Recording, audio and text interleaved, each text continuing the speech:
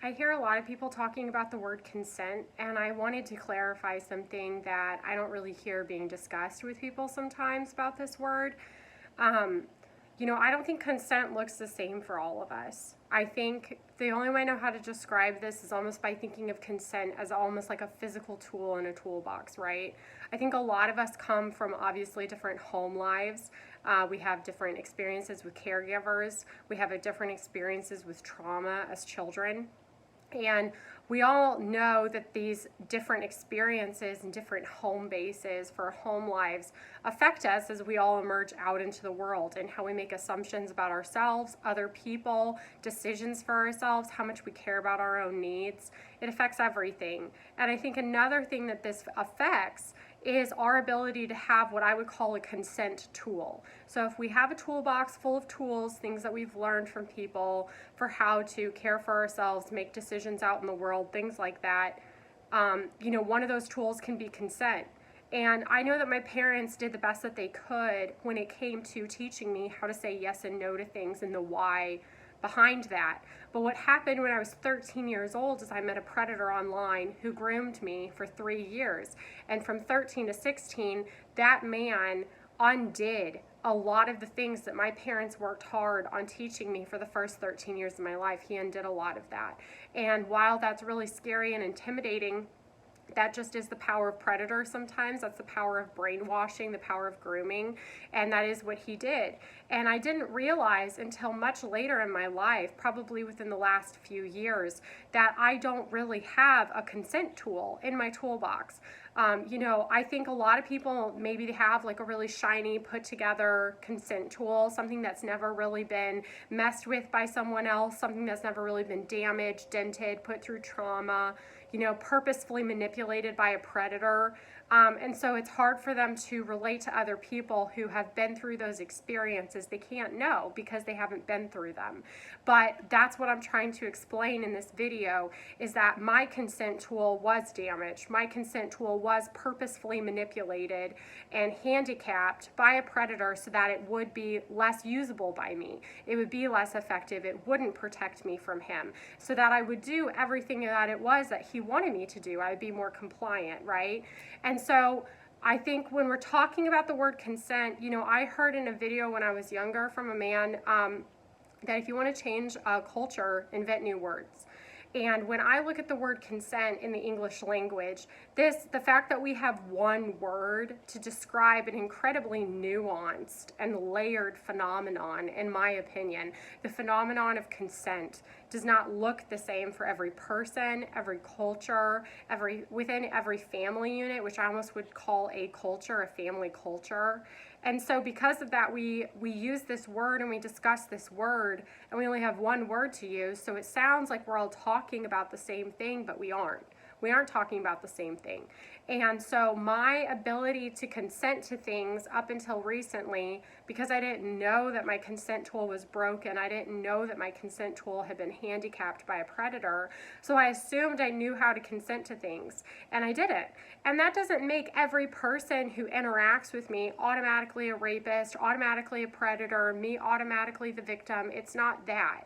All I'm trying to describe is the fact that, most people I don't think are predatory in nature. Maybe I have too positive of a view on the world, but I really do believe that most people aren't predatory and naturally exploitive in nature. I think people are selfish, but I don't think that's the same thing as being predatory, wanting to purposefully entrap people, wanting to purposefully exploit people, having complete apathy to how your actions affect other people. I don't think most people are like that. And so because of that, most people that interact with me, in a situation where my consent tool is broken, the ramifications of that aren't usually incredibly traumatizing or incredibly damaging, because the things that are occurring between us aren't exploitive in nature. But if I happen to run into someone who is predatory, who is exploitive, who is so selfish that they don't care how their behaviors affect me and will use me to get whatever they want from me, that is where I really see that my lack of consent, of a consent tool, is very dangerous. And that's where I think it's hard for people to understand that even while I felt that I was consenting to something, I was manipulated and I was exploited.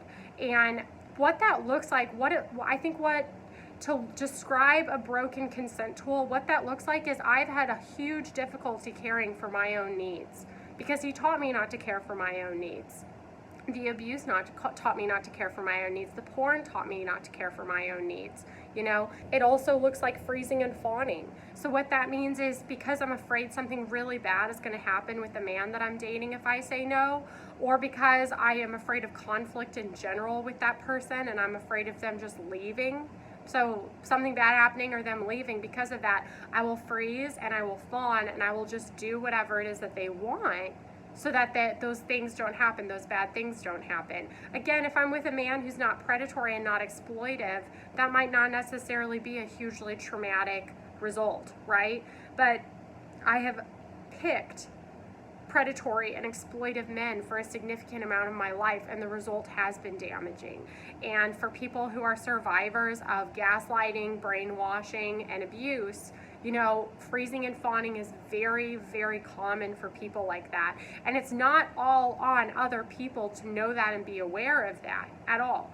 I think it's just important for all of us to be aware of, people and survivors, you know, in general. But especially survivors, so that we can start trying to rebuild our consent tool. You know, knowing how to say no to things is really important, but it's very difficult. And I think that's been one of the things that I've struggled with the most, despite all of this knowledge that I'm uncovering for myself, all of the logical things that I understand in my mind. My freezing mentality, my fawning mentality is so instinctual. It's like someone poking me and my muscle just being used to doing this. And it's really exhausting sometimes how much I have to work on like controlling that reaction while I'm trying to combine the logic and the understanding with the more subconscious parts of me where this stuff is ingrained. I was thinking of like another thing after I've already recorded the video, but the thing that I thought about that I just wanted to like include in this is just sort of asking the question, like, can a person fully consent to something if their decision is based on a lie? I think like most of us would agree that the answer to that is no.